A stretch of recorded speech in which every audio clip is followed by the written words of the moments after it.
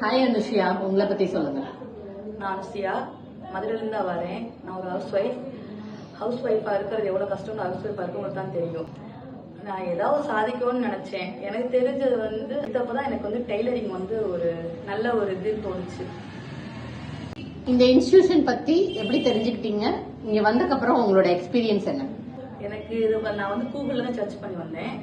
வந்தப்ப ஜீரோவா வந்தேன். ஆனா இப்ப ஓகே, எனக்கு எல்லாம் தைக்க எது கொடுத்தாலும் தச்சிருவேன் அப்படின்ற ஒரு இது வந்துட்டேன்.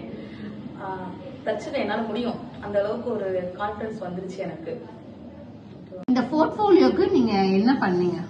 போர்ட்ஃபோலியோக்கு நான் ஒரு சாரியில எவ்வளவு வெரைட்டிஸ் பண்ணலாம்ன்றத என்னோட மைண்ட் செட்.